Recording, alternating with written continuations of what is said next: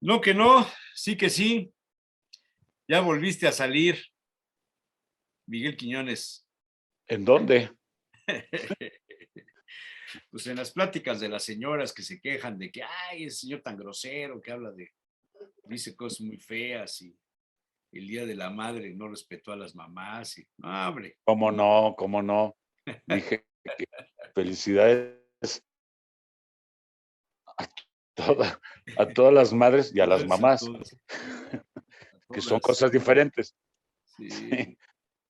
¿A poco sí te dijeron? No, ¿cómo crees? Ah, Nada.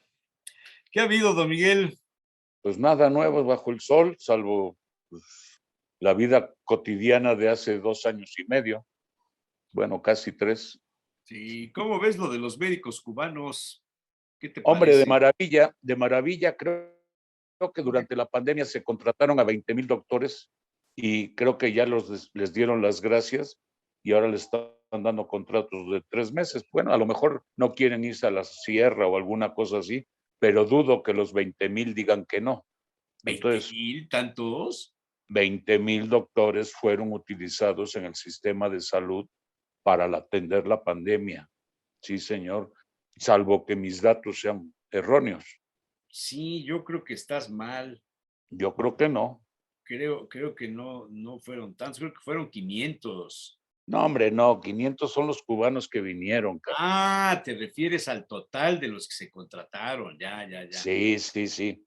Ya. Y entre ellos eran nuestros connacionales, que realmente fueron los héroes de la época de la pandemia y son los que sufrieron y padecieron y murieron. Y después, pues ya este año les empezaron a dar las gracias Sí. y algunos les dan contratos de 3 meses y ya.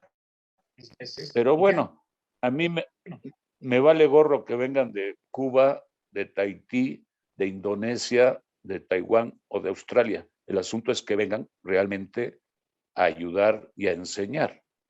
Sí. Si hacen falta, pero primero que tendríamos que rascar es en nuestra nada, que ayudar de verdad. Les, les tendrían que decir, Digo que estoy experimentando problemas de velocidad y mm, tengo un internet inestable, pero no sé si es problema tuyo o es mío. Tú no tienes no, la yo te escucho imagen que se perfectamente congela. y la imagen bien, Mm, pero sí oigo como un eco, sí, como las señales de radio sí, cuando estás exactamente. viendo No televisión hay una buena velocidad. Parece que ya se corrigió. que No sé llevan qué retroceso. problema trae Telmex ahorita en el centro. Creo que están haciendo algunos arreglos y de pronto tiene alguna variación. Parece que ya se corrigió. Bueno, a ver, yo lo de los médicos, esto, pues, digo, si son buenos médicos, pues qué bueno y bienvenidos y lo que Sí, tú sí, quieras. de donde vengan, de vengan. El No sé por problema qué ponen la. es, pues que ya te pasaste a traer a la UNAM, ¿no? Ya dijeron que la UNAM ya le contestó ahora al,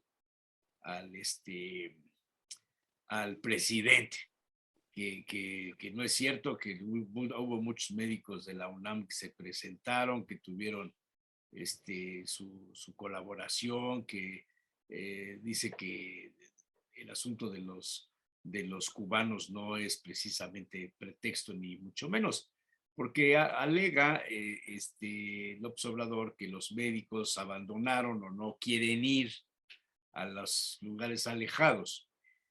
Y la UNAM ya le respondió. Miles de universitarios se entregaron con pasión, dijeron Escucha esto. bien, miles, miles. Escucha bien, miles. Miles, dice No miles, 100 ni 200, ¿no? miles. Miles de universitarios se entregaron con pasión. Dice la nota, te la voy a poner porque me parece que es la versión más reciente de este tema, salió en Infobae, y dice: Andrés Manuel López Obrador, presidente de la República, se lanzó nuevamente contra la Universidad Nacional Autónoma de México durante su más reciente conferencia mañanera por el supuesto actual de su comunidad médica en la pandemia. De acuerdo con el jefe del Ejecutivo Federal, las autoridades de la UNAM enviaron a sus médicos, estudiantes, internos, etcétera, a sus casas en vez de convocarlos a enfrentar la pandemia por COVID-19 que azotó gran parte del mundo. Eso no deben hacer las universidades, ni públicas ni privadas, pero mucho menos las públicas y mucho menos la UNAM. Pero entiendo, dijo López Obrador. Al respecto, la UNAM ofreció un posicionamiento a través de su sala de prensa. Hizo algunas declaraciones al respecto de los señalamientos sobre los estudios a distancia durante la pandemia por COVID-19. En primer lugar, aseguraron que las autoridades sanitarias ordenaron la suspensión de actividades el día 19 de marzo de 2020, cuando los contagios por SARS-CoV-2 comenzaban a crecer de manera preocupante, y solicitó a directores y directoras de hospitales y jurisdicciones que los estudiantes no acudieran a las instituciones de salud.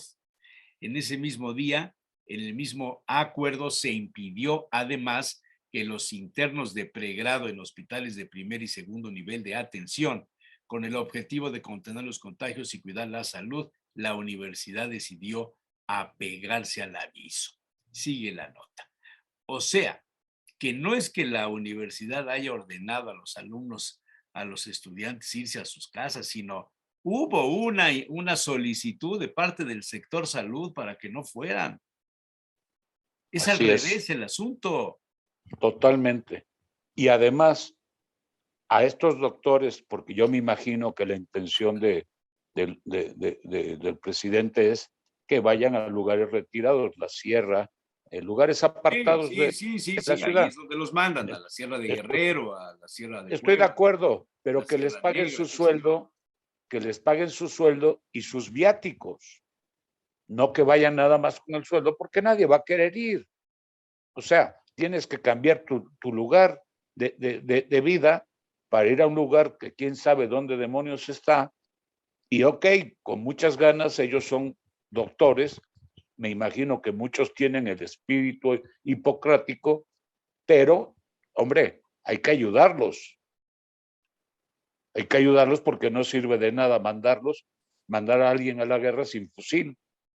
Entonces tienen que tener herramientas y sobre todo que sus gastos no se incrementen, porque de por sí no es mucho lo que ganan. Sí. Digo yo, es mi apreciación, pero en fin, yo soy un ciudadano de a pie y en guaraches, como dicen. Ah, sí, sin calcetines. Sin calcetines. Bueno, el caso es que el tema trasciende las fronteras de la salud y del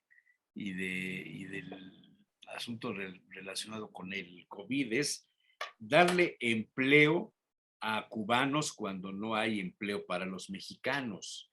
Quítale el Trasciende título el de asunto cubanos. de Quita, regalarle los árboles o el tema de la salud, del seguro social que comentábamos hace una semana, a los centroamericanos cuando no hay para todos los mexicanos. Esta política de candil de la calle y oscuridad de tu casa, eso es lo que a mucha gente le molesta.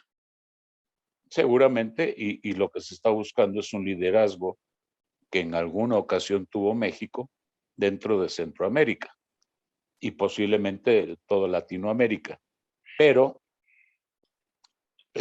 ay, no sé, es, es, es muy difícil querer decir una cosa cuando la realidad es otra. O sea, yo creo que la gente se da cuenta de que realmente no es verdad lo que están diciendo. Y ok, los árboles frutales es un tema diferente porque un árbol frutal para que en realidad empiece a dar frutos, pues deben de tardar 5, 6, 10, hasta 15 años posiblemente.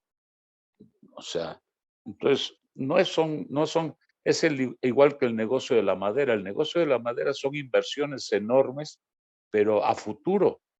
Bueno, como lo es el aguacate también, los Exactamente. nogales, son Para que inversiones a muy largo plazo.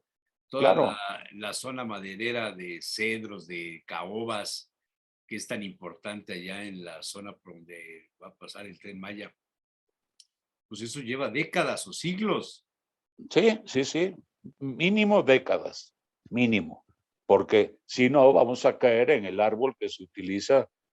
Si tú compras una tabla de importación brasileña o chilena, que es la que nos llega, pues tiene un máximo de ancho de 12, 14 centímetros, que es el desarrollo del árbol en 5 años, 6 años, ¿sí? Aquí teníamos tablones que medían casi hasta 30, 32 centímetros. Esos eran de Oaxaca, se acabaron. Esos los tenemos en la Sierra Tarahumara, se acabaron. Esos los teníamos en otra gran parte de Durango y de Chihuahua y también se acabaron. Los hay en Michoacán, pero se están acabando. Y entonces, pues caemos en esos problemas. Tienen que ser inversiones a largo plazo y que por supuesto necesitan mucho financiamiento. Claro, claro, claro. Bueno, ¿cómo viste el asunto de la reunión, de las medidas para frenar la inflación? ¿Cuál El de acuerdo todas? con los dueños de los abarrotes eran antes, ahora son las tiendas de grandes superficies y demás. Esto que decidieron, dizque para que la inflación se controle. Mira, hay empresas que pueden hacerlo, por ejemplo Bimbo, pero ya los precios ya subieron. ¿Van a bajarlos? Porque una cosa es controlar, ya llegué al punto de 10, no va a pasar a 12. Bueno, de acuerdo, eso es posible, pero ¿y lo que ya subieron? Que hoy un kilo de cebolla te cueste casi 30 pesos, cuando costaba 15 o 16. ¿Qué ocurre? Es porque es temporada, no hay agua, hay sequía. ¿Qué ocurre? Vas a comprar plátanos, o sea, el plátano normal, la banana, y caray, te vale casi 30 pesos el kilo. Una piña te vale 30 pesos. Dices, ¿qué pasa? ¿De dónde o por qué? Entonces, no se entiende muy bien eso. El famoso pacto allá por el 88, 87 funcionó porque de alguna forma todo el mundo estaba centrado en frenar la inflación que traía el país, porque era criminal. Yo me acuerdo de pagar tasas de interés anualizadas de 234%, que hoy en día pues no lo soporta, pero a términos reales es tan grave el 8% como en aquel entonces el 234%. ¿Por qué? Porque los negocios vienen saliendo de una crisis donde muchos que quieren trabajar, pues su proveeduría desapareció. ¿Sí? Fíjate, no sé si tú sepas qué es lo que se considera canasta básica.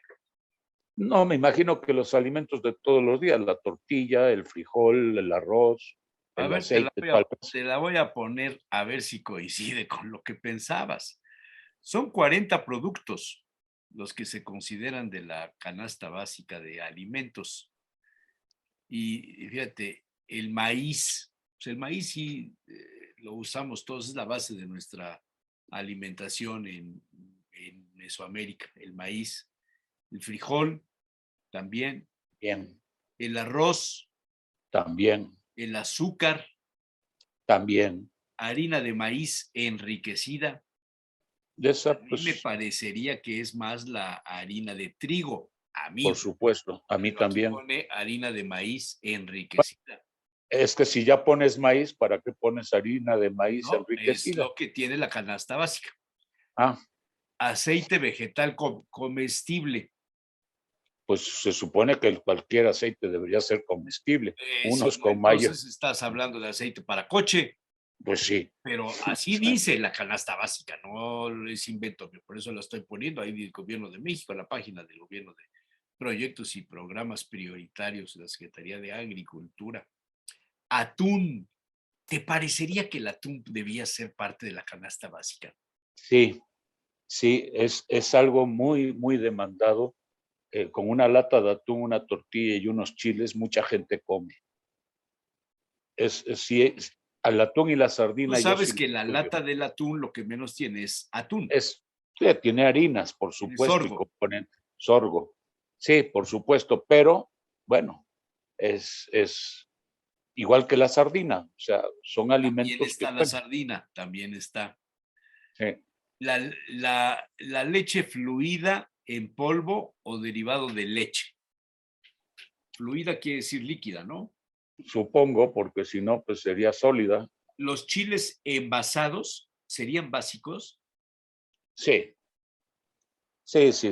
¿Y O por qué sea, no mejor el chile fresco y que la gente aprenda a hacer mira, primero por vida, segundo, por facilidad de uso, tercero, porque bueno, de alguna forma tienen cierto control de calidad y también sí. no se han ¿Cuántas salido, empresas hay que se dediquen a la producción de chiles envasados?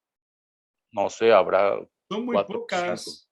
cuatro o cinco, Herdes, sí, Morena, la morena, la costeña, La Costeña, San y Marcos, que ya creo que se fusionó no, con Son Laguna. Marcos, Son Marcos y una que era como del Monte o algo así, Ándale, ya la absorbió, ya están fusionadas. sí, Y la otra creo que es Clemente Jacks, ¿no? Clemente Jacks, sí. Entonces estás favoreciendo a determinados monopolios, pero bueno, es la canasta básica. El café soluble. ¿Te parece que el café soluble debe estar en la canasta básica? O sea, yo sinceramente los chiles los quitaba y provocaba que la gente se dedicara como antes a hacer los chiles en escabeche, en vinagre. Los Mira, conservas, los guardas, te salen muchísimo más baratos. Y el café soluble no es café. eh, sí, pero ¿Cuántos productores de café soluble hay en este país, aparte de Nescafé? Ya desaparecieron Café Oro y todos esos que antes había. ¿No te sí, parece que se privilegia determinados sectores de monopolios de producción?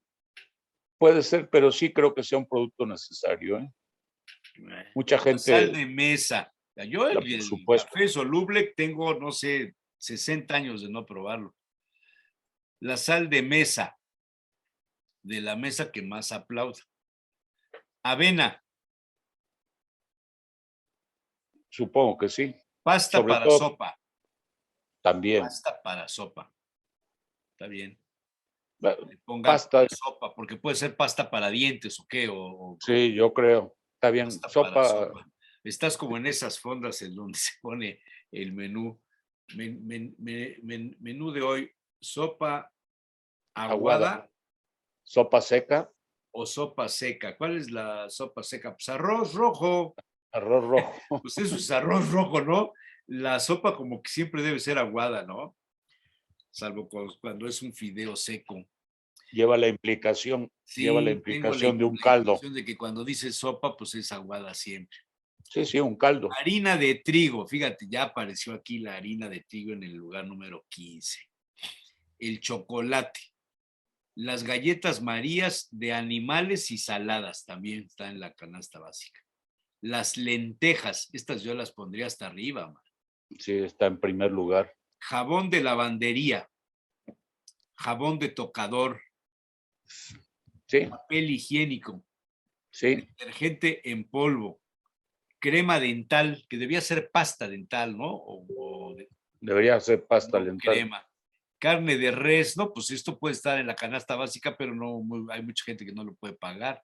Carne de puerco, igual. Carne de pollo, tostadas.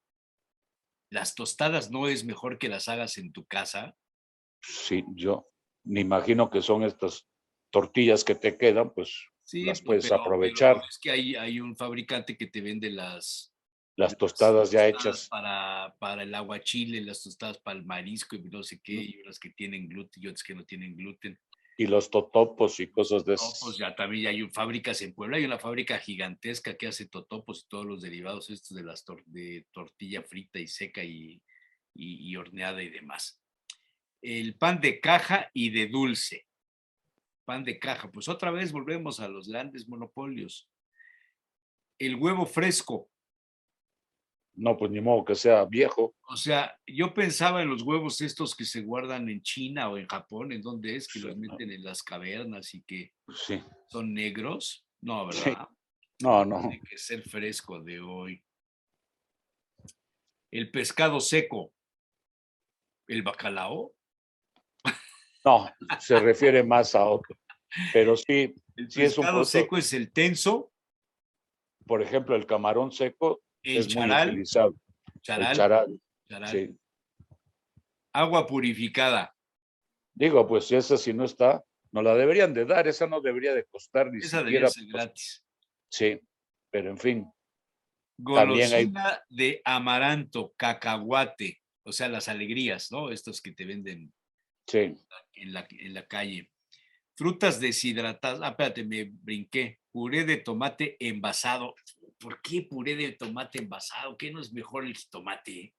pues se supone que sí, pero también ahí sí les doy parte de razón. El jitomate de repente tiene temporadas en Dispara, que está carísima, te dispara. carísimo Sí. y imposible de comprar. Entonces, aquí de alguna forma normalizas el costo. No lo veo del todo mal. Bueno, luego viene las frutas deshidratadas. Jamaica y tamarindo naturales. Esto para hacer las aguas, ¿no? Aguas, sí. Concentrados sin azúcar para elaboración. Serían los De esos, sobrecitos para hacer aguas frescas. sí, pero esos no deberían de estar ahí. Para eso Ahí estás están. teniendo la jamaica y lo otro Pues deshidratado. ahí te los ponen concentrados sin azúcar para elaboración de bebidas, jamaica, tamarindo, etcétera. Gelatina, sí, también esta sí creo que debía estar, esta sí. Sí, Garbanzos, chícharos y soya. sí. Cuadro básico de frutas y verduras. Y dentro de la canasta básica, pilas. Pilas. Bueno, es que hoy en día todo es, pues, eléctrico, electrónico, como le queramos llamar. Pilas también en la canasta básica. ¿Y qué hay de los tlacoyos? ¿Qué hay de los tacos árabes? ¿Qué hay del chile atole, de los atoles, de los tamales? ¿No también debían estar en la canasta básica? Se supone que te ponen los ingredientes para que tú los puedas hacer. O sea, está la harina de maíz, está la harina de trigo, está el pollo, está el... Bueno, se supone. A lo mejor sí, pero no es, no lo vería yo tan relevante. Yo veo un mal enfoque en cuanto a decirle que es la canasta básica. Realmente poca gente, si hablamos de canasta básica, podría acceder a la carne de puerco o a la carne de res y hasta el mismo pollo ahorita ya se disparó el precio también hasta las nubes. Entonces, caray, el pescado seco sí la alternativa porque es más económico que comprar pescado, pero deberíamos de tener alguna política de pescado fresco, que es lo que realmente es sano y nutritivo.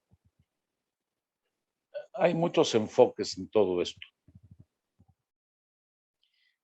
A ver, todos los martes o los lunes, ¿qué día? El lunes, la Procuraduría Federal del Consumidor habla de este tema de los precios de las gasolinas y de los precios de la canasta básica. Decías tú que los precios que ya subieron si los van a bajar. Y aquí hay una grafiquita que publicaron, ahorita te la pongo porque está interesante. Dice el documento que es de la GCMA, que no sé qué es la GCMA, pero dice,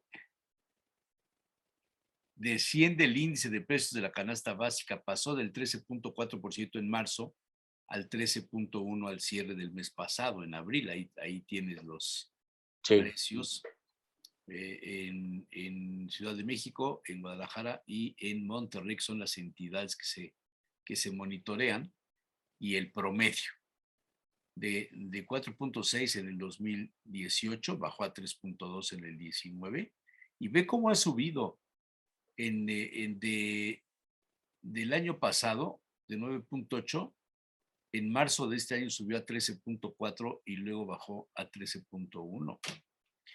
Y viene de algunos precios. El precio del huevo, crecimiento entre 0.8 y 3.1. eso es mentira. El precio del pollo, 25.6, la Ese leche es de ver. 12.1, la carne de res 15.4 y en Tengo mis dudas. por ciento, el cerdo 17.1. Ahí están los comparativos de la variación que se presenta en 3 ciudades y los precios de los otros productos. Harina, tortilla. Bueno, en la canasta básica no está la tortilla. ¿Te fijaste en eso? Sí, claro. No O sea, está. y La ese es, tortilla ha variado 21%.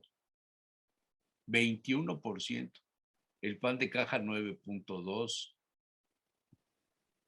O sea, el limón 68%, el aguacate 67%, el limón con semilla también el 50%, la naranja el 25%, la papaya, toronja, etcétera.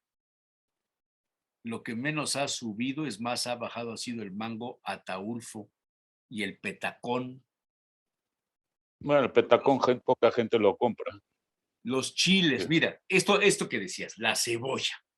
La cebolla ha subido en un año 177%. Es que no tiene madre, yo no entiendo por qué. 177. Pues, ¿qué pasa con la cebolla? O sea, yo eso es algo que no me explico.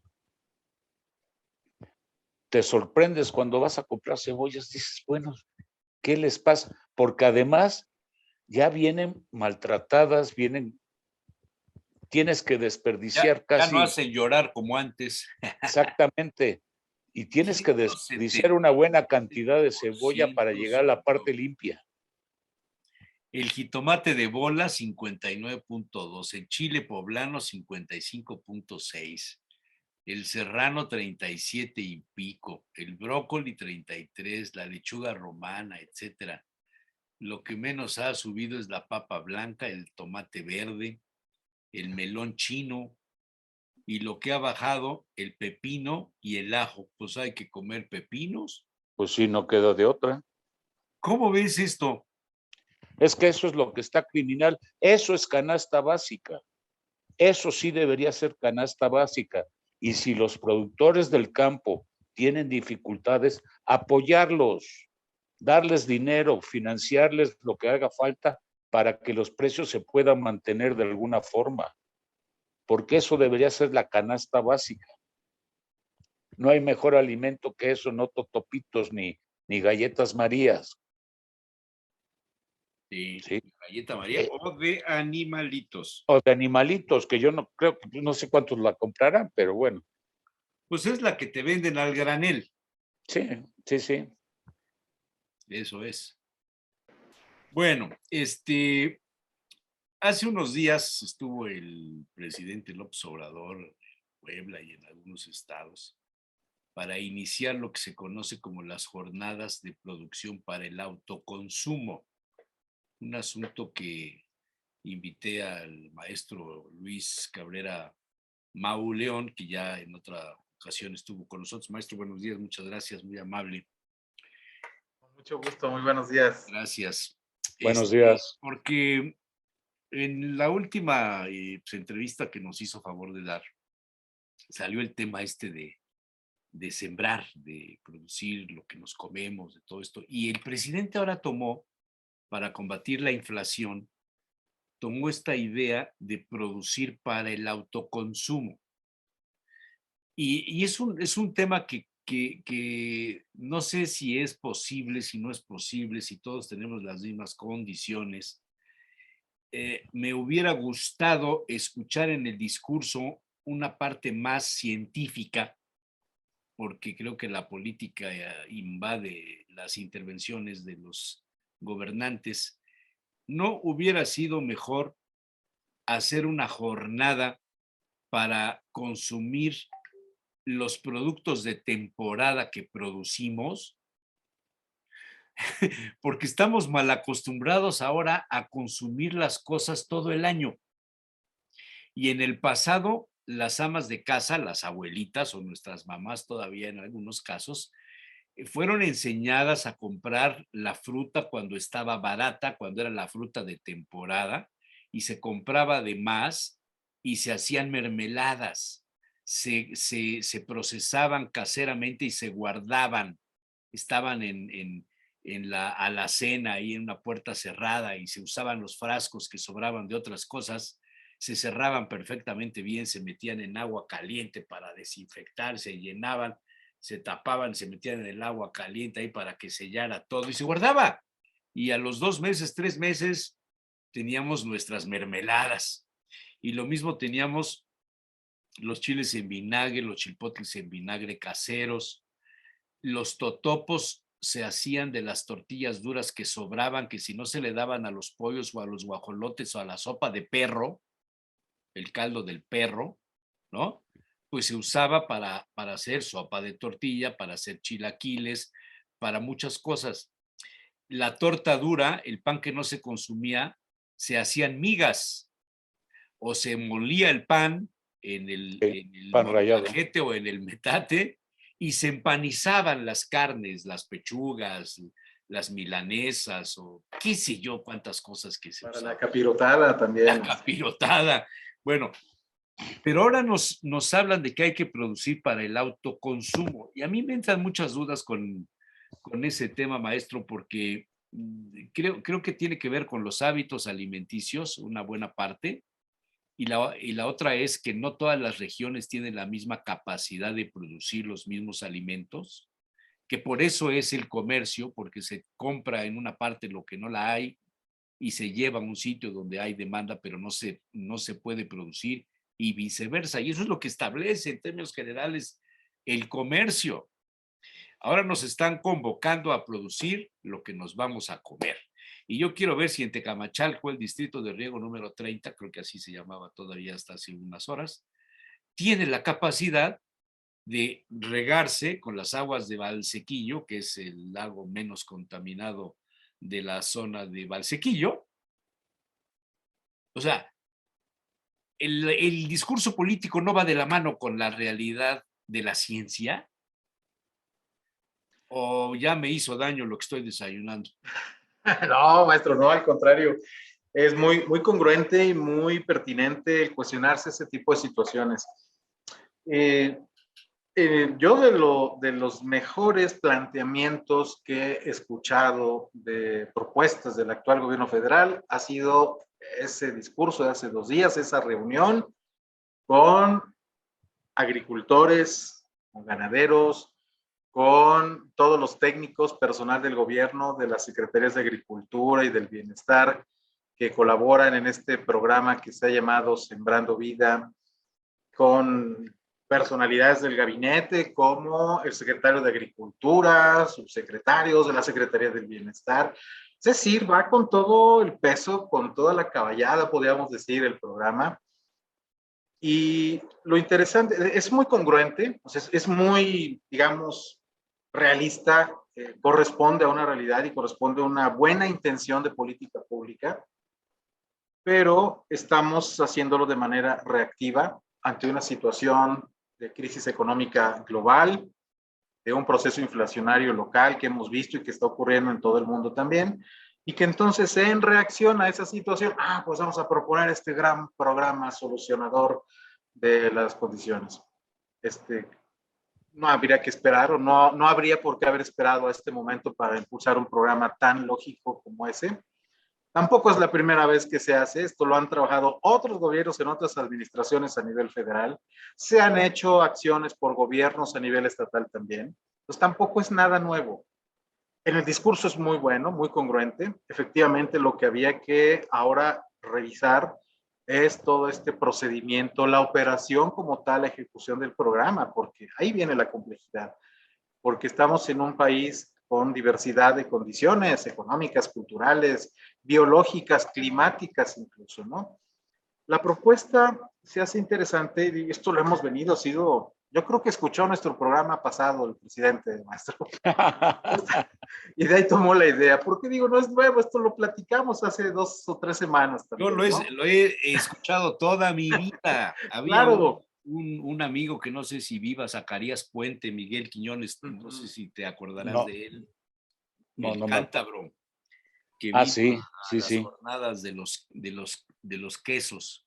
sí, Este hombre sí, sí. nació durante la Guerra Civil Española, vivía en Cantabria y contaba y le salían lágrimas de los ojos cuando lo contaba, que él había subsistido, él, su mamá, su abuela, sus tíos, sus tías, y luego cuando se casó, sus hijos, por una vaca.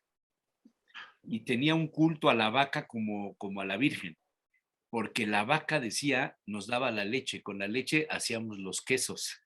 Los quesos, si teníamos hambre, nos los comíamos, si no Los, teníamos hambre, los vendíamos y nos los generaba dinero. quesos y la mantequilla. La mantequilla. Luego, si no teníamos carne o si la vaca ya no daba leche, pues vendíamos la vaca o matábamos a la vaca y nos comíamos la vaca, y de ahí venían los embutidos y otras cosas. Entonces, toda su filosofía de vida estaba basada en una vaca. Claro. Y el señor presidente, el día que vino, que estuvo acá con el gobernador y esto para lo del programa este de Sembrando Vida, dijo, entre otras cosas, dice, no podemos olvidarnos de dónde venimos. El que no sabe de dónde viene difícilmente sabrá a dónde va. Eso es una verdad como la de Perogrullo. Y dijo, estamos hablando de 1 millón de hectáreas en Sembrando Vida y más de 400,000 sembradores. Entonces dice, yo creo que con una media hectárea que cada persona tenga, que la siembren de maíz, donde haya 2 vacas o 2 cerdos, o 2 vacas y 2 cerdos, se produce leche y hay un telar, la gente va a subsistir. Y me quedé pensando si eso es verdaderamente posible. Con media hectárea, 2 vacas o 2 cerdos, o 2 vacas y 2 cerdos, y un telar, ¿podemos subsistir? Es otra vez, es relativo y dependiendo de en qué lugar, en qué condiciones estamos, ¿no? No es lo mismo subsistir con ese paquete de herramientas productivas en Sonora que en Chiapas o en Oaxaca, ¿no? Eso es un punto. Y desde luego la propuesta va enfocada al medio rural, a la población rural, que tiene las posibilidades, que tiene los medios de tener un espacio para una vaca, para tener forraje para la vaca, porque el tema de la vaca es que también tengas el alimento para la vaca. Yo lo digo con mis estudiantes, algunos se van por la zootecnia, dicen es que a mí no me interesan los cultivos porque yo voy a ser ganadero. Pues sí, pero para ser buen ganadero tienes que ser buen agricultor, porque como buen agricultor vas a poder producir alimento de calidad para tu ganado, que a su vez va a convertir en carne, en leche, en huevo. Entonces, sí es muy importante tener esas condiciones. Ahora, pensando también en una realidad que hemos visto, que platicábamos el programa pasado, un incremento de la población concentrada en las ciudades. Es decir, personas que consumimos, pero no producimos. Una migración constante siempre del medio rural hacia los centros, los grandes centros de población, hacia las ciudades. Una brecha generacional que ya no se está dedicando a la producción en el campo, que se quedó en la etapa de los abuelos, que los padres se alejaron del campo, son los hijos los que están retomando la actividad productiva, pero eso va a llevar un tiempo de recuperación en una nueva generación que retoma las actividades de producción agrícola, ya con otra tecnología, ya con otra visión, más allá del tradicionalismo de la yunta y el sembrar con el pie, con una vara, ya tecnificar procesos, usar semillas de mejor calidad, aplicar nutrición, manejo sanitario, etcétera. Pero mientras eso ocurre, en las ciudades sabemos, la mayor parte de la población de este país estamos concentrados en las ciudades y paulatinamente lo estaremos igual que en todo el mundo. Por ahí los datos mencionaban que hacia el 2030 el 60% de la población mundial vamos a vivir en ciudades. Es decir, solo el 40% vivirá en lo que queda del medio rural y de ese 40% no todos se dedican a la producción agrícola o ganadera. Entonces, es una presión muy fuerte porque los menos tendrán que producir para los más cada vez. Cada vez menos tendrán que producir para más población.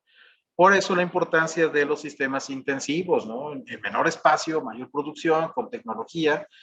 Si yo puedo producir en 1000 metros cuadrados el maíz que me como, ¿Para qué lo siembro en una hectárea 10 veces mayor de superficie, donde en 1000 metros yo, si tengo un rieguito, puedo con eso mantener la producción de lo que yo consumo? Y esto se ha demostrado, 1000 metros cuadrados de maíz de manera intensiva sirven para darle el maíz que necesita una familia de promedio 5 integrantes en el medio rural. Pero, ¿y los consumidores de las ciudades, los que nos producimos, de qué vamos a alimentarnos, no? Entonces, la propuesta tiene esa primera limitante. Le puedo interrumpir ahí un asunto. Claro, claro. Y yo también. Yo tuve a un tío que falleció hace un año, ya jubilado, retirado, toda su vida se dedicó al campo. Desde mi abuela, sus medios hermanos, sus medias hermanas, porque mi abuela, como la tierra, fue productiva. Se casó, quedaba viuda y se volvió a casar. Entonces, pues la familia creció, pero pues, los hijos más grandes no conocían a los más chicos y cosas de ese tipo, de esas familias clásicas del campo. Y uno de ellos, mi tío Roberto, que falleció el año pasado, tenía su producción de pulque. No vivía del pulque. Cultivaba, cuidaba los magueyes, conocía del tema, le enseñó a sus hijos a trabajar el pulque, pero no para ir a vender el pulque. Había algún compadre, alguna gente que llegaba allá al ranchito y pues le daban su garrafón con pulque, pues que era casero, que tenía muy buena fama. Y decía él que no lo vendía porque era demasiado trabajo y muy mal pagado. Y todos sus hijos que se dedicaron al campo decían que estaban frustrados porque nunca los dejó salir del rancho para ir a la ciudad a trabajar en otra cosa. Entonces como que su vida se detuvo en una época de la historia de México donde el campesino nace, vive, crece, se reproduce y muere en la misma casita, con el mismo comal de barro, con el mismo molcajete, con el mismo metate, comiendo de su milpita y bebiendo su pulquito. Tenía sus marranitos, tenía sus chivos, tenía sus borreguitos, sí, para el autoconsumo. Yo viví mucho esa parte con ese lado de la familia, de que era el autoconsumo. Pero resulta que los vecinos de mi tío migraron, abandonaron las tierras. Y luego vendieron las tierras y vino todo un cotorreo ahí de los inversionistas que querían hacer cabañas y empezaron a desplazar el modelo de vida que habían creado. Entonces, cuando oigo esto de producir para el autoconsumo, ¿cuántas personas pueden vivir de lo que producen técnica y científicamente?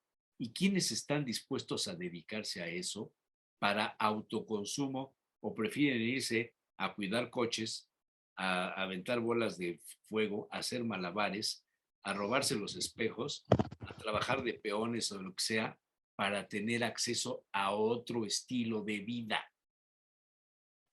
Creo que hay un asunto muy delicado ahí en eso, maestro. Sí, pero bueno, claro. Miguel también quería decir algo. Sí, Bien, claro, adelante. me parece muy bien que una hectárea pueda dar el maíz suficiente para que una familia subsista y además a lo mejor un par o tres de animales. El problema es que se necesitan muchas más cosas y eso se tiene que comprar si no se siembra. Y para comprarlo hay que tener un beneficio. Si vende el maíz, ya no puede vivir del maíz.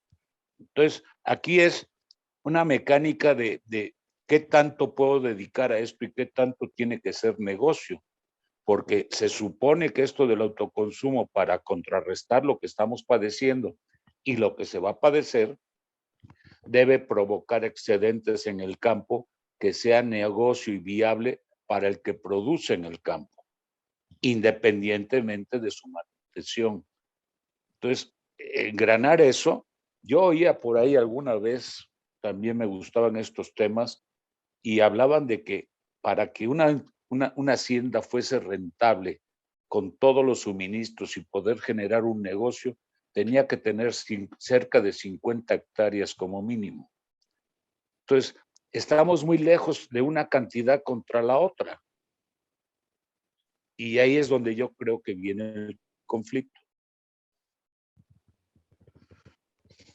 Sí, sí, definitivamente. En el tema que comentaba el maestro Jesús Manuel Hernández, cambian de estilo de vida, pero no mejoran sus condiciones de vida. Eso es un punto importante. Y yo creo que ese es la realidad, la triste realidad del sueño citadino, así como el sueño americano, el sueño citadino. Me voy a la ciudad, voy a vivir mejor. No, cambio de actividad, cambio de estilo de vida, pero no mejoro mis condiciones de vida. Y eso es un punto importante. Llega un momento en que incluso, pues la conclusión es, estaba yo mejor allá en mi pueblo, allá de hambre no me moría. Y es que hay que también ver esta realidad que políticamente ha convenido decir la gente pobre y marginada, y es más, para que duela más, de alta marginación, y le echamos salecita y limón a la herida, y vamos y se los decimos en su cara, ustedes como son los más pobres del país, los vamos a ayudar, en vez de cambiarles esa mentalidad, decirles, ustedes tienen los medios de producción, tienen la experiencia, tienen el conocimiento, vamos a apoyarles con tecnología, con asesoría técnica para mejorar sus condiciones. No, vamos y los restregamos en su cara que son los más pobres de los pobres. Cuando dentro de este estudio de la pobreza, que está sobreestudiada la pobreza, ya hace mucho tiempo habría que empezar a estudiar la riqueza de nuestro país y a difundir la riqueza. En la pobreza hasta la clasifican, pobreza patrimonial, pobreza económica, pobreza alimentaria, pobreza educativa. Bueno, la pobreza alimentaria no es propia del campo de México. Esto que decía yo, de hambre no se muere la gente en el campo, incluso sin trabajar, incluso sin cultivar. Ahí están las frutas de temporada, las hierbitas, los alaches, quintoniles, los quelites, ahí están las palomas, los pollitos, los conejos, lo que puedan tener para poder crear a partir de eso un alimento para el sustento. En la ciudad no. En la ciudad, si no tenemos dinero, no comemos. Ya es una economía monetizada. En el campo no, si no fluye el dinero, la comida de alguna forma estará ahí presente. Y estas frases como frijolitos no han de faltar. Pues aquí humildemente, y si no alcanza, le echamos agua a los frijoles. Sí, rinde lo que la naturaleza nos da. Perdóneme que llegué sin avisar, está usted comiendo. No se ahorita le echamos. Ahorita le echamos más agua a los frijoles. Se acabó claro. el problema, caray. Claro. Hay todavía esta posibilidad. Entonces, subsistencia, yo decía, de veras, incluso sin trabajar la tierra, se puede tener en el campo. Claro, que obviamente en esta diferencia de ecosistemas, pues habrá lugares más ricos y más diversos que otros, pero para todo hay. Yo tuve oportunidad de trabajar en la Mixteca Poblana, un lugar semiárido, con temperaturas elevadísimas, muy seco, con suelos de mala calidad para la agricultura convencional. ¿Por dónde? Tepeji de Rodríguez, San Juan, Izcaquistla, Molcajac, toda esa zona. Y agronómicamente dicen, no, pues aquí, ¿qué se produce? ¿Qué se puede hacer ahí? Pero se produce. Hubo un secretario de Desarrollo Agrícola, alguna cosa de esas en algún gobierno, que decía que había que convertir eso en un campo cinegético. Y llevar búfalos marinos. Para digo, los ¿cómo se llamaba? Profesionales que podían venir, en lugar de ir a Tamaulipas a buscar a los borregos de cola, ¿qué? Venado cola blanca. Los venados, borrego, los venados cola blanca, pues que había que poner un campo cinegético acá. Luego quise ser gobernador. Es una de las opciones productivas, definitivamente se puede. Pero hay unidades. ¿Realmente tenemos la capacidad de generar a los consumidores de un campo cinegético en la Mixteca? No, sería un beneficio local para las familias que tengan. Existen de hace mucho tiempo lo que se han llamado las UMA, que de inicio se llamaron así porque eran las siglas de la Unidad de Manejo Ambiental. Pues tiene un nombre más grande. Se le ocurrió traer los invernaderos. Sí. Y entonces yo supe de esto porque un amigo mío en aquella época fue el que desarrolló los invernaderos de San Luis Potosí y de Quintana Roo. Estamos hablando de empresas gigantescas que toda su producción se consume en los Estados Unidos. No es para alimentar a los señores que viven en San Luis. No. La producción total, por un lado entran las semillas y por otro lado salen los camiones refrigerados que llevan a la frontera toda la producción de pepino, de jitomate, salade, de todas estas cosas. y vino a hablar con el secretario de los campos cinegéticos. Y le dice, le propuso hacer aquí en Puebla el centro de acopio más importante después de, dice, está San Luis y está Quintana Roo, y el de Puebla puede ser el centro de todo. Dice, no, pero es que no podemos hacer uno solo, tienen que ser varios, porque es que hay que darle de comer a la gente. Y ese discurso me parece lo que ahorita el presidente de pronto nos quiere decir. O sea, la política quiere que haya pobres siempre, porque si no el discurso se acaba. Claro, claro. Es exactamente. O estoy diciendo tarugadas. No, el trasfondo es ese. Yo lo comentaba Ese es hace el un ratito. trasfondo, claro. El irle a decir a la gente que es pobre y como es pobre entonces merece la ayuda del gobierno, pues es mantenerla pobre siempre. En esta experiencia del trabajo por la Mixteca, un agricultor me dijo una vez, ingeniero, la aridez de la Mixteca la tenemos acá, porque es una tierra tan rica como otras. Ajá, no es el tipo de suelo, sino es el tipo de clima que se quiere para otros cultivos, pero aquí se dan las propias cosas que la naturaleza nos ha permitido.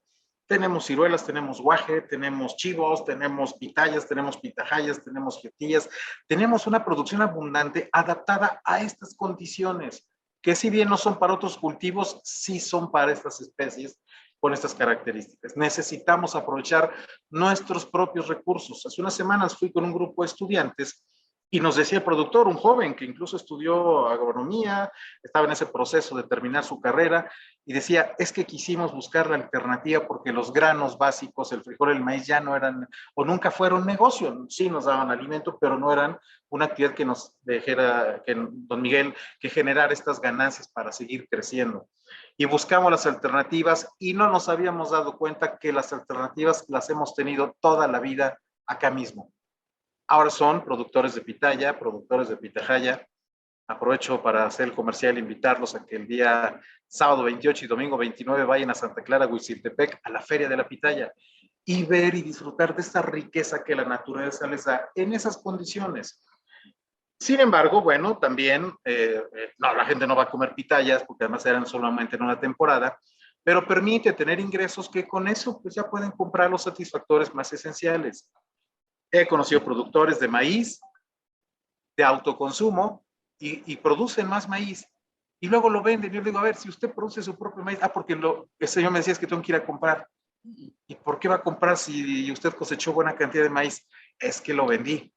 Me permitió salir de una bronca económica en el momento, lo tuve que vender, pero ahora cuando necesito, pues voy y compro. Aunque soy productor de maíz, pues hice esa vuelta económica para salir de una situación y de todas maneras compro maíz, pero compro el maíz de acá mismo, de mis vecinos. El tema del autoconsumo no es como lo platicábamos en la agricultura familiar o en la agricultura urbana de produzco para comer yo, sino producimos lo que en la comunidad, lo que en la región se dé. Y eso, otra vez digo, o sea, no es una el novedad. estilo que ha desarrollado Slow Food en Italia y en otras naciones. Así es. El consumo local, lo recalcaba el presidente, y estoy totalmente de acuerdo con eso. Digo, no es nada nuevo. Qué bueno que ya desde una perspectiva de gobierno se está impulsando así. Ojalá vaya con buen éxito y que no tenga atrás pues otro tipo de situaciones y de intereses y que pues no sea una actividad de campaña por los momentos que estamos viviendo y demás. Si realmente se enfoca a eso, es una situación que decíamos, pues sí, tiene porvenir, tiene congruencia con la realidad. Ahora, cuando se habla de esto, se contemplará el asunto del alto costo de los fertilizantes, porque, híjole, antes se usaba el excremento de los borregos, ¿no? De las vacas. Y de las vacas para fertilizar la tierra, pero ahora con las semillas transgénicas, todas estas cosas que nos venden los de, ¿cómo se llama la empresa esta? Ya no existe Monsanto. Monsanto. Pero ya no existe porque la compró Bayer, entonces ahora se llama Bayer. Bueno, pero siguen haciendo lo mismo. O sea, Bayer nos vende las semillas para que comamos de ahí, nos genera las enfermedades y nos vende las medicinas para curarnos de las enfermedades. Claro, negocio redondo. Yo creo que deben tener entre sus negocios colaterales a las funerarias. Muy bien, Bayer o Monsanto, como se quiera llamar. Para hacer que la tierra produzca lo que decían ustedes de media hectárea o 1 hectárea que puede dar de comer a una familia, etcétera, se necesita el fertilizante. Los precios de los fertilizantes se están yendo a las nubes por la guerra de Rusia con Ucrania, o la invasión de Rusia en Ucrania, como le quieran decir. México no produce fertilizantes o no produce los suficientes. Puebla tenía una empresa estatal productora de fertilizantes, pero llegó un gobierno neoliberal y que la cierra. Sí. Sí, todo esto le dio al traste por ahí de 1994, cuando queriendo... Por ahí, Pepe Valderrama era el encargado de la empresa esta de fertilizantes. Claro, porque recordemos que en ese tiempo una condición para la firma del primer tratado de libre comercio con Norteamérica, con Estados Unidos y Canadá, era que el sector productivo tuviera en los 3 países las mismas condiciones. México tenía mucha intervención gubernamental porque producía las semillas de maíz y de granos básicos. Había una empresa paraestatal que se llama Pronace, que en el medio se conocía como, en el medio decían que era Pronace, la semilla que no nace, pero bueno, había Pronace. Había Fertimex, que era la fábrica de fertilizantes en manos del gobierno mexicano. Había, por supuesto, el Banco de Crédito Rural, el Banrural, la Aseguradora Nacional Agrícola y Ganadera, estaba, para cuando ya se terminaba la producción, estaba Conasupo, que compraba la producción con precios pactados también desde el gobierno. O sea, todo el proceso estaba muy controlado por el gobierno, desde el abasto de insumos, la producción y la comercialización de la producción básica. Cuando se dice, a ver, gobierno de México saca las manos del campo para que estemos en igualdad de condiciones. Y muy inocentemente le hicimos caso, y entonces un buen día dijo México, ahí está el campo, yo ya saqué las manos, háganle como puedan. Ya entrará la iniciativa privada a ocupar esos espacios. Pues sí, entró, pero tardó 10 años para que eso ocurriera. Y resulta... Hubo una ley, ¿no? Que sí, se presentó la ley de... ¿Cómo se llamaba? De vegetales, de variedades vegetales. Sí, no ley, ¿no? sí. Recientemente. Y en este escenario, alguien se preguntaba si el maíz, el maíz criollo mexicano, no debía ser protegido de la invasión de las especies que nos llegan de los Estados Unidos y de Rusia y de muchas otras partes. Claro. Todavía hay algunos lugares, en Zacatlán, por ejemplo, donde es posible comprar el maíz criollo, rojo, azul, amarillo. Es una maravilla Claro. a sabor de lo que se come, de los productos derivados del maíz. No debía ir de la mano este asunto de producir para el autoconsumo, de la protección de las variedades autóctonas, Va de la mano. De comer lo que está de temporada y no consumir lo que no producimos. Sí, definitivamente va por ahí la propuesta, esta protección que recalcó el presidente, y no vamos a permitir que entre maíz transgénico a nuestro país. Bueno, entra maíz transgénico, pero entra como grano para comer y como grano para que coma el ganado. A los cerdos. Para engordar a los cerdos y a las aves. Así para es. La industria avícola, para eso es. Pero es maíz que efectivamente es genéticamente modificado. Lo que está prohibido es utilizar ese grano como semilla para sembrarlo y producir más maíz de ese tipo. Eso sí está prohibido. Eso no se permite por ley en nuestro país. No hay forma tampoco de controlar, no hay la capacidad operativa para evitar efectivamente si alguien por curiosidad o por accidente sembró unos maíces transgénicos y ya produce maíz transgénico, no lo sabemos. Igual y ya ocurrió, y hay casos incluso que por accidente, como esas variedades están de alguna forma protegidas legalmente por los dueños que las generaron, si tú la produces sin su autorización, bueno, si la produces con autorización tendrías que pagarle regalías. Pero si lo haces sin autorización, incluso estás como boicoteando su producción y su negocio. Y por eso es que surgía toda esta información de que esta empresa transnacional, internacional, que generaba estas variedades nuevas, si descubría que alguien tenía sus plantas que habían producido de sus granos y no estaba notificado con la empresa, ¡pum!, la multaban y la embargaban y la dejaban en la miseria. Eso llegó a ocurrir. En México está prohibido sembrar ese tipo de semillas. Se pueden consumir como grano para el ganado, pero no se pueden sembrar. Esa es una realidad, porque biológicamente además somos centro de origen del maíz. Tenemos más de 60 razas diferentes distribuidas en el país con sus respectivas variedades de toda esta diversidad biológica de tamaños y colores y contenido nutrimental de los maíces. ¿Se acuerdan que platicábamos incluso del maíz de la resurrección que nos comemos en las memelas en Puebla? Bueno, ese es maíz criollo, ese es maíz local, ese es un ejemplo del consumo local de maíces. Eso por una parte. Y que cada lugar siembra lo que sus propias variedades han generado los productores por cientos de años. Por eso, si yo voy a Oaxaca y me encuentro un maíz rojo bellísimo y me traigo semilla y la pongo en Puebla, no va a funcionar, porque está mejorada a través de los años de la selección que los agricultores han hecho para adaptarse a esa región de Oaxaca, no de Puebla, no de otro suelo, no de otra altitud, porque entonces ya no funciona igual.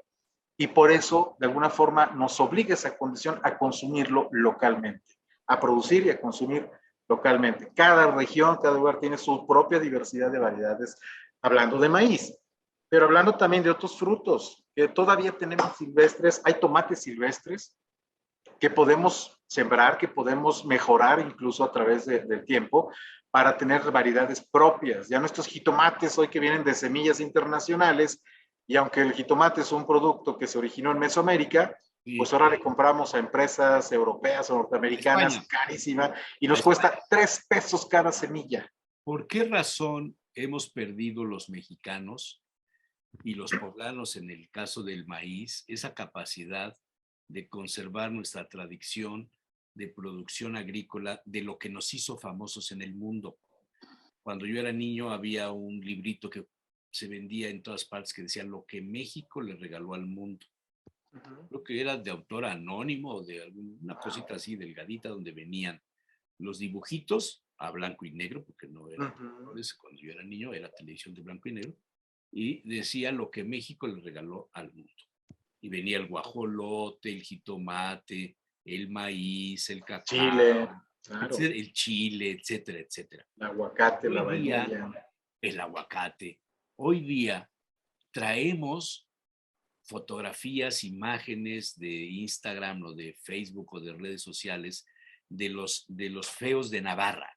Estos tomates que les llaman en España feos, porque son feos, así enormes, de gajos, deliciosos. Originarios de aquí, que aparecen en los bodegones de Arrieta. Se llevaron las semillas, las sembraron, las cultivaron, se reproducen, invaden el mercado y son carísimos, y son jitomates gourmet. Y como ese hay el RAF, muchas variedades, que en México no se encuentran ya. ¿Por qué perdimos eso, maestro Cabrera Mauleón? Yo creo que fue un proceso... Hay que designarle el calificativo de traidor a la patria. No es un momento, ni es una persona, ni fue una decisión. Fueron los neoliberales. Fue un proceso a través del cual se fue descuidando, digamos, esa conservación, esa protección del propio germoplasma, de esa diversidad genética propia de México. Hemos sido saqueados sin que nos demos cuenta de estas y muchas otras especies, que los genetistas de otros países, con más tecnología, más adelantados, con otra visión, acá los queremos solo para comer y para que nos alcance, está bien. Ellos lo ven con visión de negocio. Entonces se llevan las semillas, lo cultivan, lo mejoran genéticamente, lo registran y luego se lo venden al mundo como propiedad de ellos. Y eso ha ocurrido con estos productos que menciona, maestro, pero ocurre también con plantas ornamentales como el cempasúchil. Oye, el cempasúchil, aquí es el cempasúchil, a nivel internacional es el marigold, y se produce en la India y se produce en China de manera espectacular, como una planta de ornato de todo el año, se utiliza para la industria de los pigmentos. Aquí la seguimos produciendo para las ofrendas de Día de Muertos nada más. No le hemos dado otro uso industrial mayor, ni la utilizamos todo el año. Nos hemos arraigado en esta tradición y pues eso no nos permite que hagamos tanto negocio como lo hacen en esos países. Nuestra flor de Nochebuena, pues se la llevó el embajador Poinsett a Estados Unidos. La registró el desgraciado. Claro, incluso a nivel mundial se le conoce como poinsettia, que es el Quetzaltzochitl originario de México. Y así nos ha pasado con la vainilla, y la isla de Madagascar en el sur del continente africano. Es el principal productor de vainilla en el mundo, que le provee de la vainillina a la receta secreta de la industria del refresco de las aguas negras del imperialismo yanqui. Ahí está, vainilla que fue saqueada en algún momento, llevada inocentemente de la región del Totonacapan, de Puebla y Veracruz. Entonces, chocolate, sí, el cacao. El cacao, claro. Nigeria es el primer productor del mundo. Si ¿y quién aprovecha el chocolate? Suiza, Francia, y en Francia existe en París el Salón del Chocolate. Vean el tomate. El tomate feo. Tudela. Ajá. Tudela es famoso en España, en la zona de Navarra, por producir una cantidad de hortalizas y de... Ese te lo comes como fruta. Esto allá es carísimo.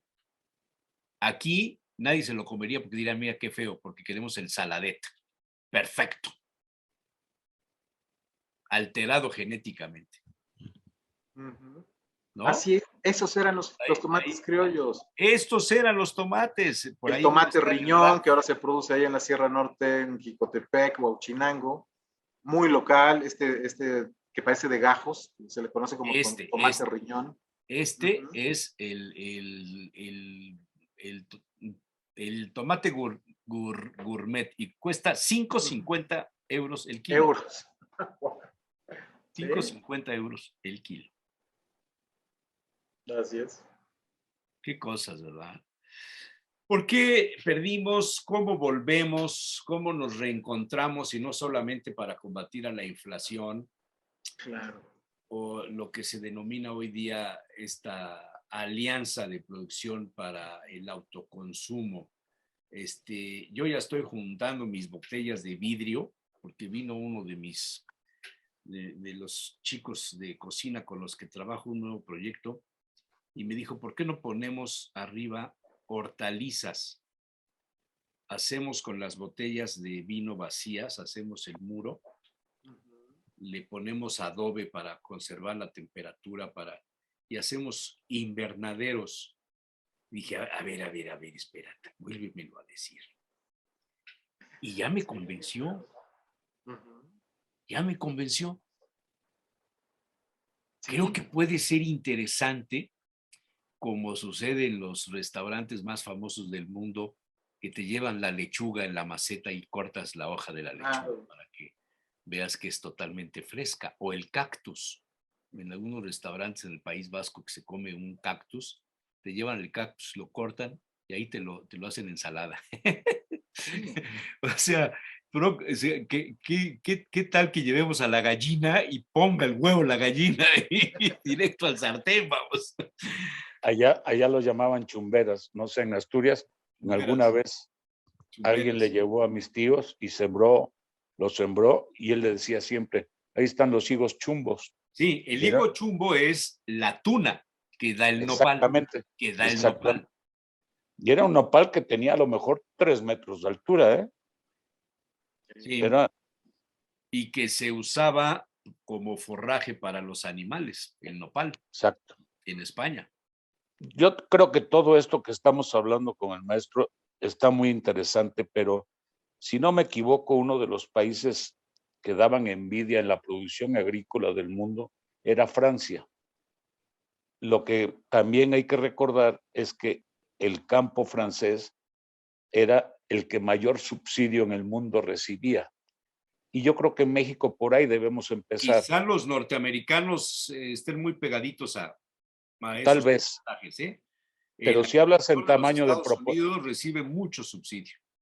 Si mides en proporción, posiblemente Francia sea el número 1.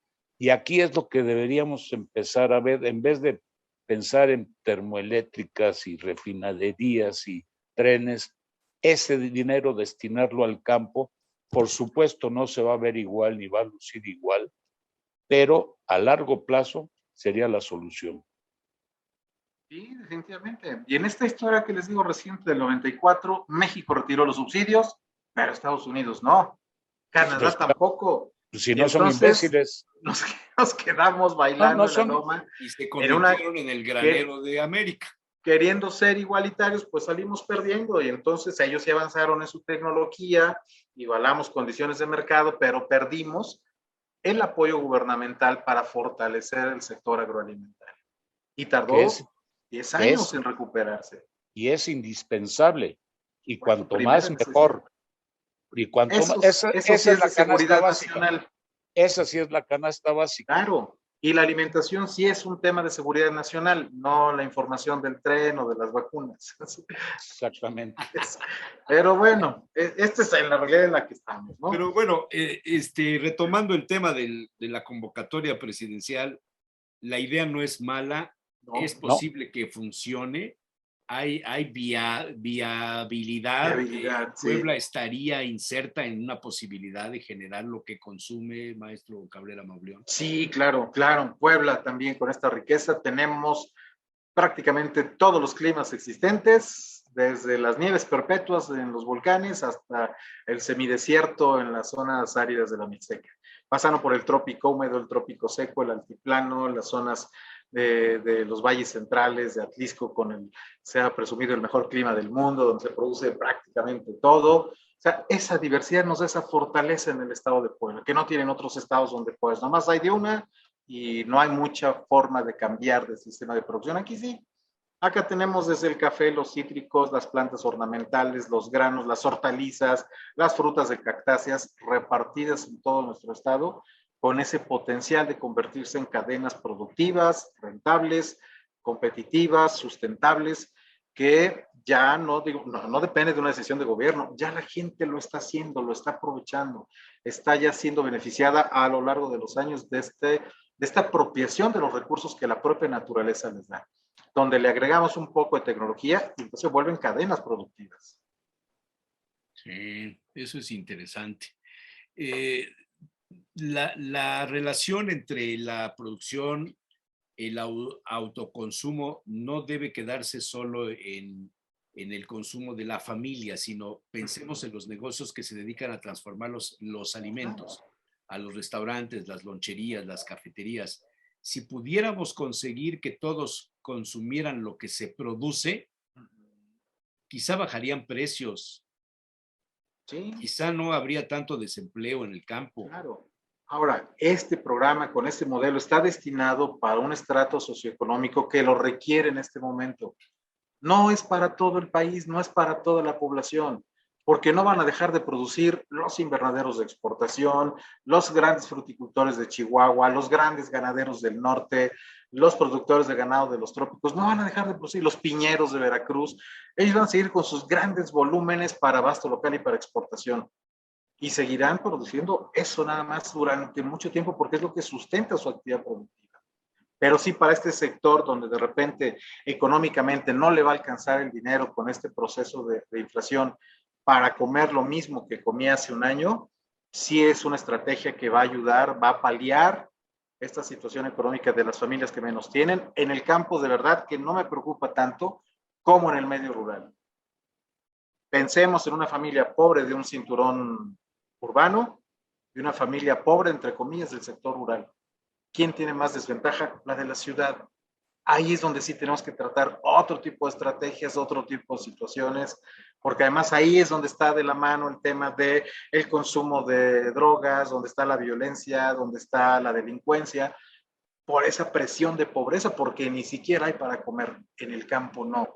Ahí nos ayuda que por lo menos para comer todavía seguiremos teniendo. Hablábamos hace rato, antes de que pudiera usted conectarse, maestro Cabrera, de la canasta básica, de los alimentos que se contemplan en la canasta básica, no de los precios.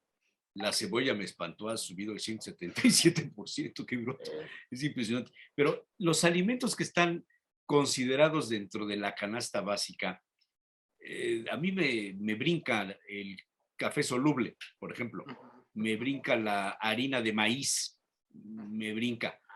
¿Qué otra cosa te dije? Las pilas, también están las pilas, porque si no los muñequitos, los juguetes de los niños no funcionan, ¿no?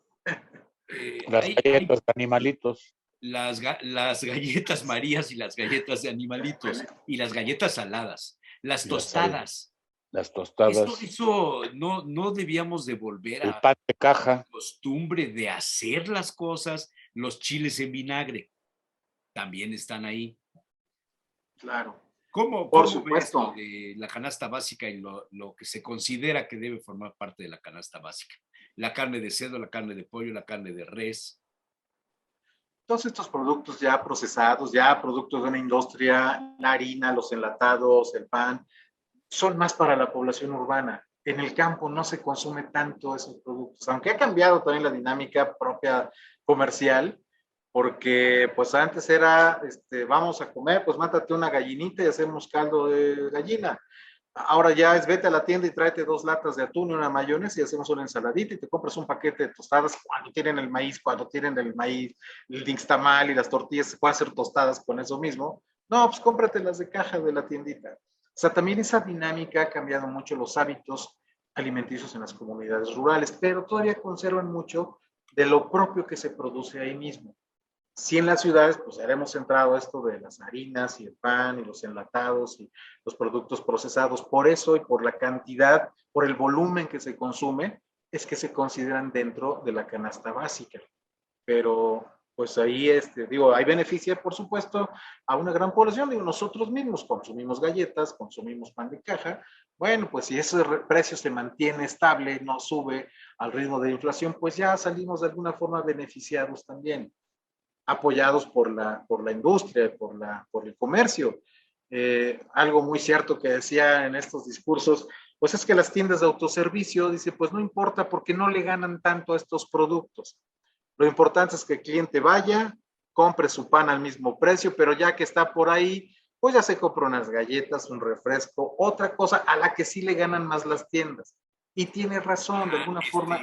El otro producto que critiqué fue el de los chiles en vinagre, porque sí. Pregunto, usted debe saber más de esto, ¿cuántos productores de chiles en vinagre en lata hay en México? Uy, pues muy poquitos. ¿Verdes?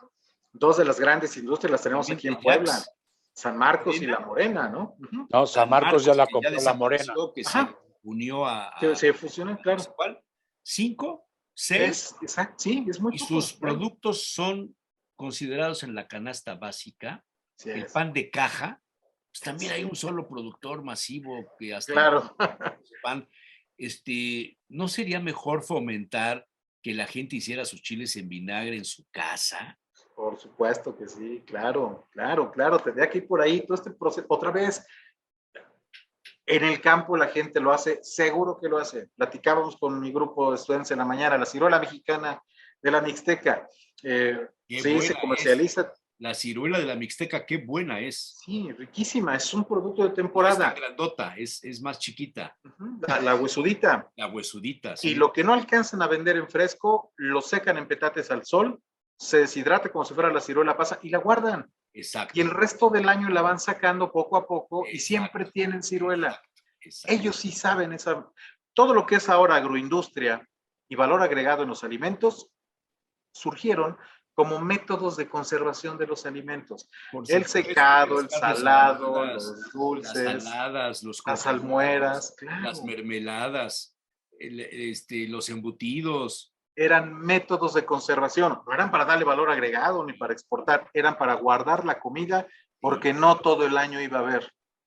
Ya después se convirtió pues en una forma de mercantilizar esos procesos y hoy son los productos industriales que además... La industrialización de alguna manera, ¿no? Sí, vienen ya muy preparados, pues hasta con trampa, ¿no? Compras un jamón y realmente cuánto de eso realmente es pierna de cerdo. No, pues es hay aglutinantes cosa, y colorantes, ¿sí? Y sal y fécula de maíz y no sé qué tantos otros productos y un mínimo de carne que además no es la mejor carne, está hecha de cartílagos y de tripas y de todo lo que se muele y se cuece y se pinta y se ve parejito. Así es. Los colorantes han dominado. Sí. Muy bien, muy interesante siempre las charlas con el maestro Cabrera Mauleón. Que por cierto, le llamé telefónicamente, pero nunca me contestó, no sé si anoté mal el número. Eso me decía Juanito. Vamos, le mandé el enlace por WhatsApp, no sé si lo recibió, si no lo recibió quiere decir que tengo mal el número, y por eso molesté a Juanito Méndez para enlazarme, porque si no, no tenía manera de comunicarme. Sí, le vuelvo a compartir mi número, porque no, sí lo tengo. Es como andaba en las clases, la verdad Bueno, pues no póngale veo ahí el celular ahí, pero que sí lo tengo, termina en 7, es el mío. No Uh-huh. me bloquee, por favor. No, ya lo vi en su imagen con su perrito. Ya se murió mi perro, caray. Uy, Se pero murió. sí es usted, ahí está. Ya el Merlín ya pasó a la mejor vida. Eh, Ya pobrecito, ya era mayor. Bueno, maestro, perdón. Bueno, ya próximamente lo vamos a ver. Maestro Cabrera, muchas gracias. Muy amable por su participación y gracias a Juanito Méndez y a Laupa por facilitarnos la entrevista. Muchas gracias. Como siempre, un gusto, maestro Jesús Manuel, don Miguel Quiñones, qué gusto Querido platicar Miguel, con ustedes. Excelente ¿algo día. más que decir?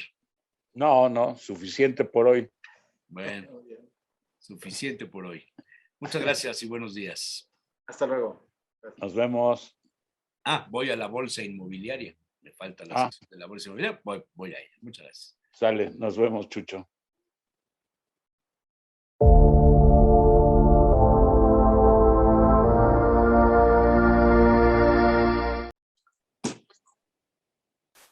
Don Hugo Sánchez Ramírez, de Inmobiliaria Hugo Sánchez y miembro de Bolsa Inmobiliaria Puebla, este miércoles nos acompaña con el comentario de los inmobiliarios. ¿Qué nos cuentas hoy, don Hugo? Buenos días. Hola, Jesús Manuel, ¿cómo estás? Buen día, tengan todos ustedes.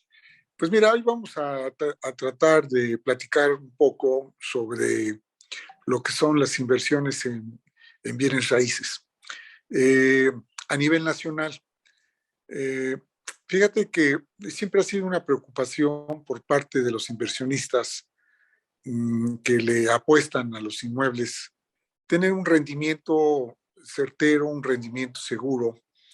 Y hace, pues, en el siglo pasado, más bien en la década de los años de 1960, más o menos, aparecen en los Estados Unidos un tipo de inversiones que se le llamaban REITs, que en esencia eran los Real Estate Investment Trust. Eran fondos de inversión en donde las personas que invertían en estos instrumentos les daban, con base a inversiones interesantes en inmuebles, un rendimiento fijo. Y estas empresas de inversión, las famosas REITs, adquirían inmuebles de muy buen nivel y las rentaban. Y estas podrían ser esencialmente en cuestión de oficinas, centros comerciales, industrias, hoteles, en fin. En México, este tipo de inversiones se vino a dar a principios de la década de los 80, en 1980, y se crean las famosas fibras. No sé si las hayas escuchado. Sí, que ahora hay una denuncia por ahí de uno de los dueños de fibras por lavado de dinero. Bueno, ya sabes, cuando hay inversiones no muy claras, pues se corre ese riesgo, ¿no? Pero las fibras en México, que empezaron, te estoy comentando, en 1980, cotizan, la mayoría la cotizan, y es una de las condiciones en bolsa, en la Bolsa Mexicana de Valores, y esto pues les da una seguridad y una certeza a las personas que invierten en cuanto a que su dinero pues es un dinero seguro, y estas fibras pues te dicen hacia dónde se canalizan las inversiones. Hay muchas fibras en la actualidad en México que dan buenos rendimientos, y los datos que te voy a comentar en esta ocasión pues son antes de la pandemia, porque después de la pandemia, seguramente en una entrega posterior que hagamos en este espacio, veremos cómo les fue en la pandemia, porque su producto principal pues es el arrendamiento, porque a través de ese arrendamiento es como dan la garantía de inversión a sus inversores. Una de las fibras principales que hay en México, pues es la fibra 1, que es la principal y la primera sí, que se fundó en México. Hay otras, hay diferentes y ahorita platicamos. Pero fíjate que esta fibra contaba hasta antes del 2015, 2016, 2017, con cerca de 3 millones de metros cuadrados de espacios rentables. Entonces, es un mundo de metros cuadrados que han comprado, porque ellos compran y a su vez rentan, para darles el seguimiento a sus clientes, ¿no? Y esto pues les da una garantía muy interesante porque finalmente ha sido un instrumento de financiamiento para que se hayan creado muchos centros comerciales muy importantes, uno de ellos, por ejemplo, Santa Fe. En Santa Fe hay pues un mundo de tiendas y comercios y corporativos en cuanto a empresas que han ocupado edificios de manera entera y todo eso, y les fue muy bien hasta antes de la pandemia. Vamos a hacer la investigación por parte nuestra para ver de qué manera les afectó pues prácticamente en 2 años, en donde los corporativos tuvieron que salir y mandar a su gente a sus casas. Ahí yo creo que sí se vieron afectadas muchas, muchas fibras por razones obvias, porque dejaron de ocupar espacios que antes se tenían, ¿no? Y bueno, estas empresas, estos fideicomisos, fibras es las iniciales de fideicomiso en bienes raíces, operan pues, prácticamente en toda la República, mano. Tienen propiedades principalmente en la zona metropolitana, en lo que es la Ciudad de México, Estado de México, principalmente, y en el norte, en Nuevo León, industrias en Coahuila, zonas así de industria pesada en el centro de la República, Aguascalientes, San Luis Potosí. En Puebla mismo tenemos fibras que han hecho hoteles. Hay muchas inversiones en Angelópolis que también se hicieron a través de fibras. Un centro comercial muy importante en Puebla también se hizo a través de fibras. Y bueno, pues les repito, es un instrumento que ha favorecido, es un instrumento de inversión inmobiliaria que ha ayudado mucho para la generación pues de comercios, de industrias, de naves industriales, de parques industriales muy importantes, y ha sido factor de desarrollo en México. Desgraciadamente, pues ya sabes que no falta el piretito en el arroz. claro. Y pues sí, se cuelan ahí dineros que no están bien localizados, pero la manera como trabajan las fibras pues es esa, ¿no? Oye, yo quiero invertir 10, 15 millones de pesos, pues te dan tu rendimiento, pero sí te dicen, oye, ¿de dónde sacaste este dinero? Porque tiene que ser muy transparente. Pues, O sea, ¿cómo se convierte uno en inversor acudes. ¿vas a un banco o hay Sí, exactamente, no, pues son acciones son acciones que te pueden vender las casas de bolsa y entras a través vamos, como se manejan públicamente a través de la casa de bolsa, digo, de la Bolsa Mexicana de Valores, pues tú puedes tener acceso a ellos. Ellos te dicen qué rendimiento te dan. Fibras, la principal es la que te estoy comentando de uno. Pero hay otras, ¿no? Que es Funo, hay otras que es Hotel Fibra, en fin, son varias las fibras que existen en México, y hay unas que te dan buenos rendimientos, hay otras que más o menos se especializan, por ejemplo, en centros comerciales, hay industriales, corporativos de Corta, oficinas. Entonces, esas partes son las que, esas fibras son las que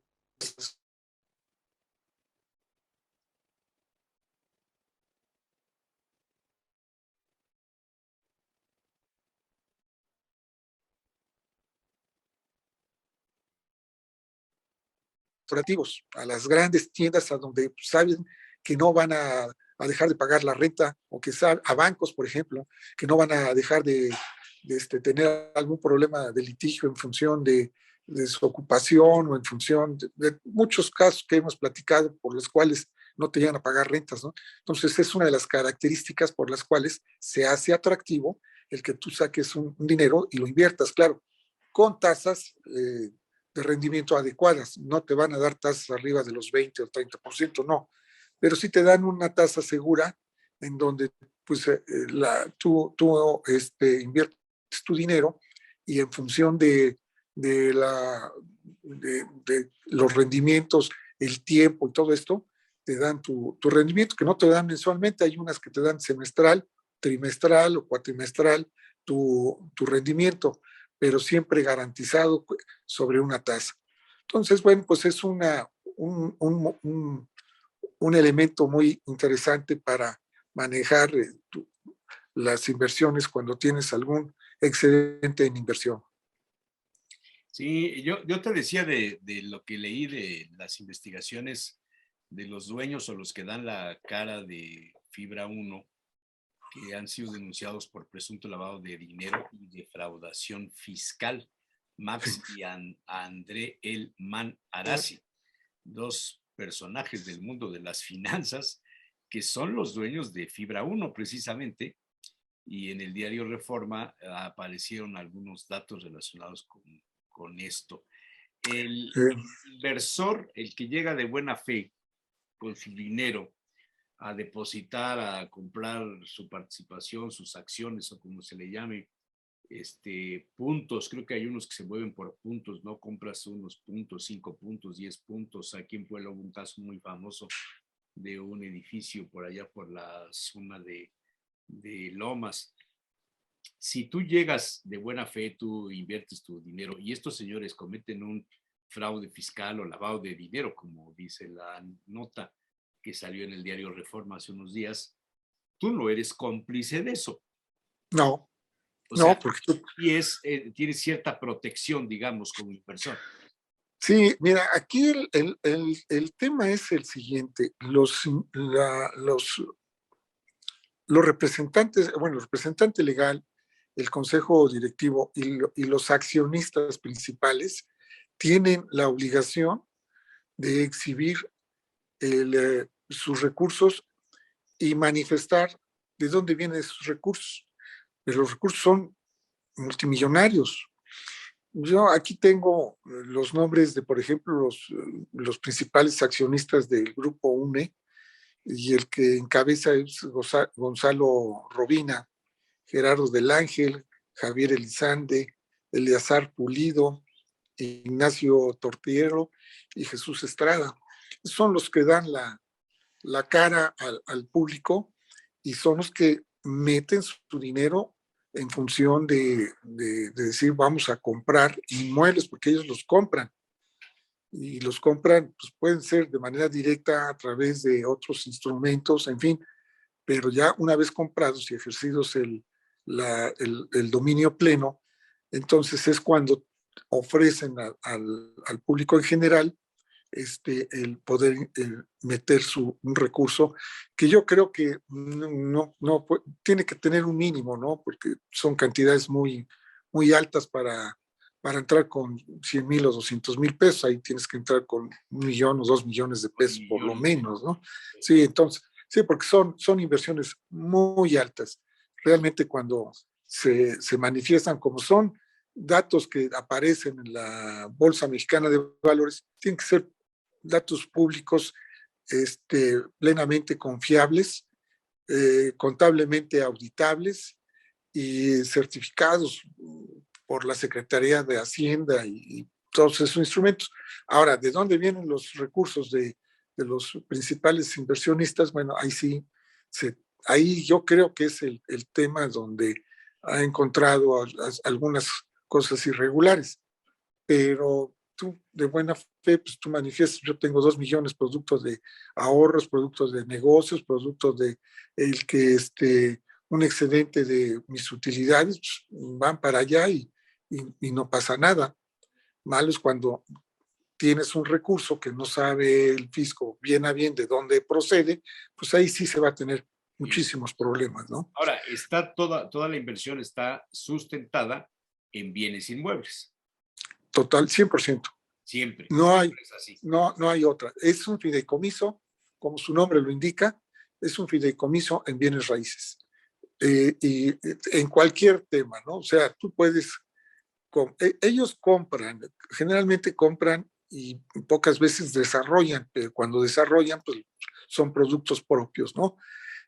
Pero compran inmuebles a un muy buen precio y los comercializan también a muy buen precio y ese es el know-how del negocio en donde pueden dar certeza a dar un rendimiento aquí sí fijo, muy garantizado. Entonces, esa es la seguridad de un inversor en un bien inmueble que te da la garantía de, bueno, pues yo invierto y voy a tener mi rendimiento y la vuelta de mi inversión en un tiempo determinado. Yo creo que son instrumentos muy, muy interesantes que la Comisión Nacional Bancaria, la Bolsa Mexicana de Valores y el propio SAT, pues debe de vigilar para que pues no se tenga posteriormente una desconfianza o no se caiga en una desconfianza en un inversionista en meter un dinero en estas, pues con estas características de negocio inmobiliario. Sí, está bien. Está bien, ahora esto ha pues modificado el mercado inmobiliario en México, en Puebla, la presencia de estas fibras.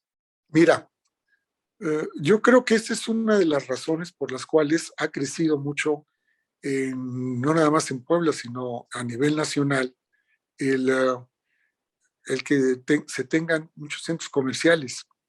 Los centros comerciales se han hecho precisamente a través de las fibras, pero como ya tienen las fibras eh, sus anclas propias, cuando hacen los centros comerciales, pues llegan con sus anclas y las mismas anclas hacen que sea una plaza exitosa, un centro comercial exitoso, porque llegan, bueno, todas las marcas y las tiendas que conocemos, pues llegan a establecerse, ¿no? Claro. Y en diferentes puntos, y eso es lo que hace atractivo. Claro. Entonces sí le han pegado. Te voy a poner lo que salió hace unos minutos ahorita mientras estamos grabando. Curiosamente busqué nada más fibra 1. Fíjate, se hunde en los títulos, el 9%. En el norte viene esta nota, hace unos minutos, se hunde 9% títulos de fibra. Sí, son las acciones, pero a ti, tú firmas un contrato y a ti te dan tu garantía en función de lo que firmaste. Entonces, sí, ese es el tema que yo te comentaba, en función de que pues, es lógico, ¿no? Acuérdate que tuvimos 2 años en donde se desocuparon muchas cosas, bueno, no tuvimos una actividad comercial. Claro. Y sí pegó, por supuesto que sí pegó en los arrendadores, el hecho de no recibir sus rentas como se venían recibiendo anteriormente. Pues acuérdate que no se podían entrar en los centros comerciales, se estaban comprando en línea. Por supuesto que tuvieron que haber bajado las rentas y aunque hubieran sido empresas grandes como Liverpool, Palacio de Hierro, etcétera, etcétera, etcétera, tuvieron que negociar las rentas para no irse y no quebrar. Y entonces, pues sí, les pegó también en este segmento a las fibras por lógica. Entonces, vamos nosotros a ver ahorita que ya estamos saliendo de esta pandemia, cómo nos pegó en 2 años de no actividad comercial en materia inmobiliaria en este tipo de negocios. Está bien. Pero ya estamos viendo ahí los resultados, por supuesto que lo estamos viendo. Y ojalá y no se encuentren ahí situaciones raras de lavado de dinero y todo eso, porque pues pierde credibilidad este tipo de inversiones. Claro. Muy bien, muy interesante. Así es, don Jesús Manuel. Pues en una segunda entrega posteriormente, y una vez que hagamos un sondeo en el mercado de cómo les fue a estas fibras, lo comentaremos con nuestro público. De acuerdo. De acuerdo, don Hugo. Pues es todo por el día de hoy, mi querido Jesús Manuel. Muchas gracias. Nos vemos hasta la próxima. Gracias a don Hugo Sánchez de Bolsa Inmobiliaria Puebla. Gracias, buenos días.